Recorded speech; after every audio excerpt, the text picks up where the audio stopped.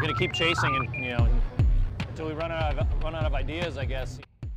But now that you know that you have that kind of impact on people, is that do you pick your selection and your subjects more precisely to maybe know what you're presenting to the audience and maybe to other people, or is that just no? It's just whatever comes to mind, whatever we happen to feel makes us feel good. It's like, this seems interesting to us. Is that a cool concept? I mean, the struggle of Ahab and the whale, and we could put similarities between us and touring, getting in a big white van and leaving our families kind of like in a ship and chasing after our dream, which was chasing after the white whale. So it's, there's a lot of personal things in there. We try to keep it, it's always from the heart, but it's... Have you chased the whale? If you say where you are now, is the whale already on the ship?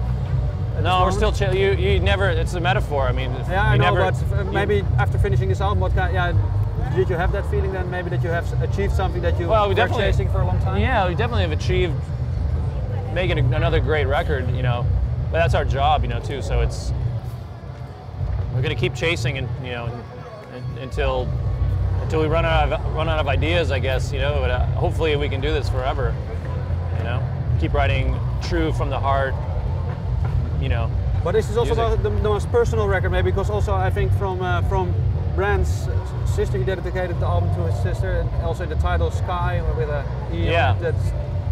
I think it's something he's always thinking about, because it's a very tragic story. That's something good can come out of something tragic like that. Did you know his sister? No, I did not know his sister. I mean, I've known Braun the longest out of the band since like '93. We've played together, but no, his sister died when they were very young, so maybe 23 years ago or something. But I think it's something like kind of an ode to her, that you could get her name out there forever, and luckily he has that platform of being a musician where you could put it on write a record that's loosely based, have her in the story and kind of make him feel a little bit better about the whole situation. Is it something that I think that this was the right time to do this now, that it make it so personal, or could it also happen earlier, maybe?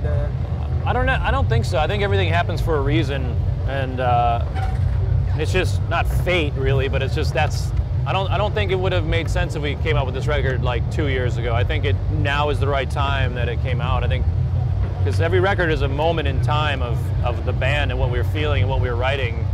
It's nothing you can make up. It's just like, hey, this is how I'm feeling. I'm writing these riffs. These are coming right straight from the heart. We got to make a record out of them now. We can't. Oh no, that's too early. We can't do that, or it's too late. That was for the last record. I don't know. If you say like you're writing a riff, what kind of core feeling do you really recognize in a riff when you say this is really good? Can you maybe name a riff that you're most proud of that you've written for the? I don't know, maybe like Circle of Sasquatch, the very beginning off, Blood Mountain, or the beginning of Ghosts of Karelia was collaboration of Troy and I were just playing in the practice space before Brent and Braun were down there, and Troy was playing the second bass line and I was playing the first one, playing the thing with the delay on it at the beginning of the song over it. I was like, oh, that's really different.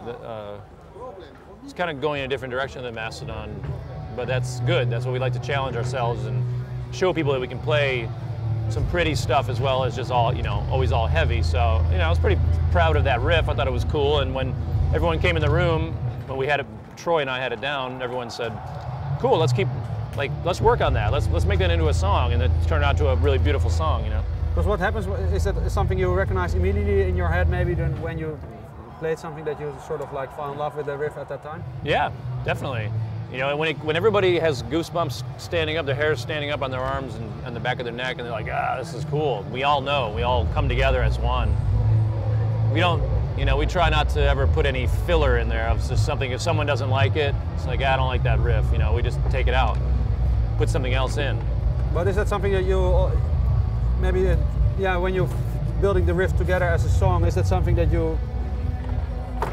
Is that something that, maybe do you have a formula when a song is done? Like how much you can fit into a certain song without overdoing it?